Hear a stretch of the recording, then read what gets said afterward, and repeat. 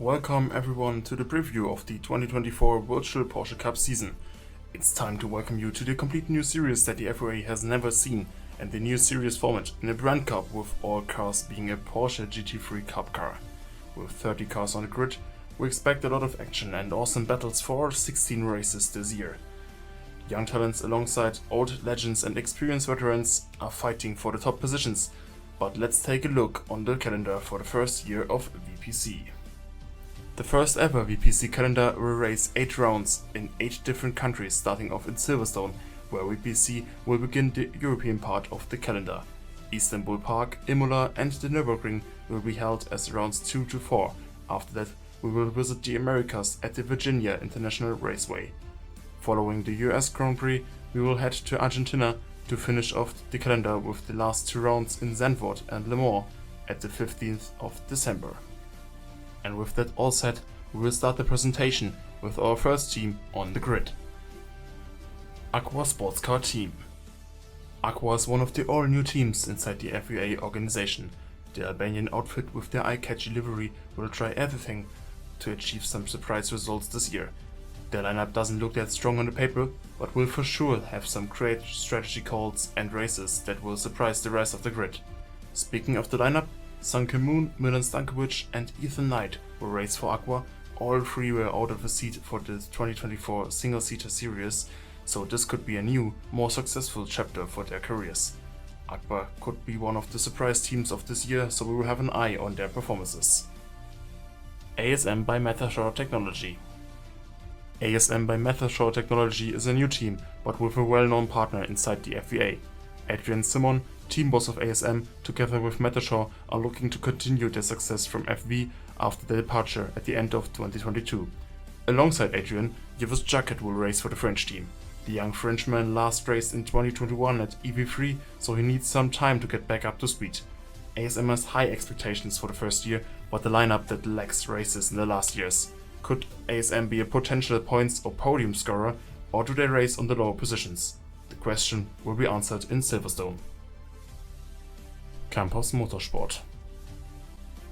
Same as ASM, Campos has a team boss racing for his team. With Diego Campos, Campos Motorsport has an experienced driver that is capable of consistent points finishes. The Spanish outfit didn't set any expectations for the season, maybe a strategy call to claim good points in silence. Together with Diego Campos, Nikolai Milkovic is racing for the team. Milkovic was a teammate of Campos in the early days of Formula Virtual, so this team choice is no surprise. The third car will be driven by Heikki Veskila, another driver that knows Diego Campos from his time in the Ingram Junior program. So, 3 former Ingram drivers racing in one team, so team chemistry shouldn't be a problem. The question is, what is the newly formed Campos team capable of? Team Dynaco. Dynaco is a well-known name, not in the FVA, but in other virtual racing organizations. They've made themselves a big name there, now they will try to do so in the FVA. Tex Dynaco, team owner of Dynaco, is expecting to get the same success inside the FVA and the VPC. A trophy they could already win is the prize for the Creators livery, with all their 3 cars running a different unique livery. The American team is known for signing big names and legends, so they've made a big move with signing Tumo Kinnaman to drive their number 43 in the iconic Dynaco blue. Partnering Kinnaman are Theo Sorensen, a talented young driver, and Kirk Lazarus, a not so well known Aussie that could fall off the quality standard of this lineup. So all lights are set to attack for Dynaco, but every team has to race with the same machinery. Can they set the mark as the dominant force in the series, or do they have to settle down behind someone else? GameTech International. GameTech is a new team in the FVA that started this year to race in the VWRS and now the VPC. Team boss Chris Seifert, the brother of SRT boss Roy Seifert, extends his motorsports program to the GT ladder with support from SRT to finance the VPC entry. The orange-white-black looking car doesn't really match the GameTech colors, but they race with 2 different liveries for their both cars like Dynaco does. Speaking of the 2 cars, SRT reserve driver Carl Beckenbauer and 23-year-old Colombian Pablo Del Fuego will race for GameTech. Beckenbauer isn't really a surprise after the family connection between the 2 team bosses and Beckenbauer's single-seater career coming to an end after his short 4-race season for SRT last year. GameTech is looking to settle as a midfield team to build up from there. Not the worst goal to set for the first season. Kately Racing. Kately extends their racing program to the GT ladder like GameTech does. They have a few years of experience as running a successful team, so they try to do the same here in VPC. Team boss Chris Kately will try to achieve the maximum out of the car and his lineup for this year. With Ray Sharma, Sami Yilmaz and Dimitro Kovalenko, Kately has decent drivers to start off the season. Ray and Dimitro are known drivers on the Formula Virtual Grid, as they have been reserve drivers for several teams but missed out on a full-time seat since 2022 and 2020. Samir was a surprise choice for most of the fans and the grid, despite him having a reserve driver role at Ingram for this year in FV. Last raced full-time in 2019, achieving a 14th place in the standings and one podium at the VORS. He will now go full attack for his comeback as a race driver. The driver lineup is interesting and lacks race experience in the last years, but Kately will try their best to outperform with their expertise in strategy and setup work. McNair Automotives. McNair is one of the two teams on this year's grid to only race one car.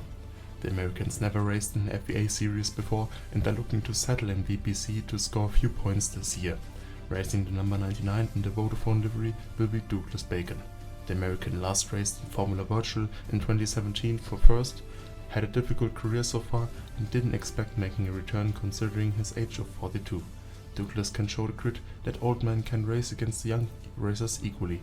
McNair did a decent job in the test sessions, but they will have a hard time getting a good position in the team standings with their one-car entry. OSM Racing International. OSM is the second team to race only one car. Outside of the Virtual Porsche Cup, OSM can look back at a successful feeder series campaign with many trophies.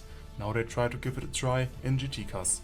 Team boss Christian Scher didn't set any goals for the season as he only has one car on the grid due to limitation on the team's budget. Racing for OSM will be Luke Stokey. Stokey last raced for OSM in 2021 in eVirtual but didn't have the success he wanted. Now in GT cars, the 34-year-old Briton hopes for a change in performance. So, two one-car teams, one All-American and an All-British team. Who can be the better of the two? Phoenix Motorsport. Phoenix is a well-established name in FV and the feeder series with their junior program. After the announcement for VPC, Phoenix was one of the first teams who signed up.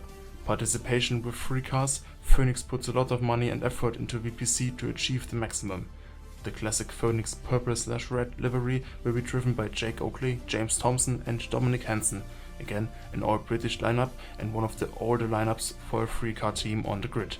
All 3 drivers had Phoenix connections in the past, so the series is the perfect place to make that connection even better with podiums, victories or even a title.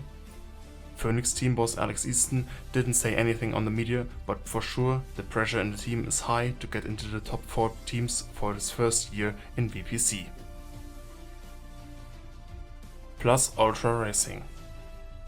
Japanese team Plus Ultra is a new team but with an experienced team boss in Jamie Franklin. After Franklin's comeback this year in Formula Virtual with Kyber Automata, Plus Ultra is his new project for GT cars. With their very nice looking livery and 2 former Franklin legends in Elroy Wagner and John Madsen, the team has the best experience to make the most out of the car. Elroy makes its return after his retirement from singer-seaters in 2021. He does need some time, but the one-time FV World Champion will be for sure one of the guys to beat on the grid. John Madsen is a bit of a surprise box after his recent years haven't been the greatest, with his personal down point at his early retirement from FV at SRT last year. So, Plus Ultra has the lineup and the team boss to be a podium contender. The question is, can they show it for the first round? Porsche Motorsport. One team that cannot miss a Porsche Brand Cup is Porsche Motorsport. Participating in your own Brand Cup can be hard because the expectations from everyone are high, but Sven Schubert will find a way to fulfill the targets. A problem could be the lineup with Henry Ludwig and Crescendo Werner not being the highest rated drivers on this grid. The young German didn't show his best performance in his rookie VERS year in 2023, and the old experienced Italian didn't race since Indy Virtual in 2017. But GT cars are a whole new category, so who knows how both will perform this year. The most known name is Spencer James. The Downton reserve is a popular figure in the medias and his racing skills are decent. Porsche Motorsport will face difficult races in this year. Let's hope they will find a way to stabilize and adapt their drivers quickly to the cars. Tenok Racing. Malaysian team Tenok Racing is another completely new team to the FVA. Team boss Eddie Gabel didn't have much to say to the media, as his only goal is to be competitive. The unique looking livery is driven by Stefan Kleen, a known name on the grid, and Chase Newfield. Kleen last raced in Formula Virtual for first. This year the Austrian dropped to the reserve driver role while racing in VPC. His teammate Newfield comes from VWRS, where he finished 13th last year. The 25-year-old had some excellent performances, but nothing special to get a realistic chance of a spot in FV. Now in GT cars, he hopes he can be competitive. Tenok is an interesting team that we cannot tell much in front of the first round. Their only chance to impress is through results on the track. Vipera Corse. The all-Italian team of Vipera Corse is a team to have on the paper for possible race winners every round. Guido Caleri hopes he can rewrite his career as a team boss, and with the experience, the chances for that are pretty good. With the Italians of Luca Lombardi and Gianni Ledesma, experience and youth are well mixed. Ledesma is a part of Formula Virtual since 2020, but never had the success the Italian wanted. Now in VPC, he hopes GT cars will fit his driving more. Luca Lombardi is a graduate from VERS after his two poor seasons with two 19th place finishes in the standings. With an experienced fellow Italian on his side, the 25-year-old hopes for a better future and more success in racing. Vipera Corse is a potential race-winning team, but can they max out their potential? Or will Caleri face another difficult time as a team boss? Now, with all teams done, I hope you're as hyped up as I am, and we will see us again in 1 week when it's time for the first round of the 2024 Virtual Porsche Cup season.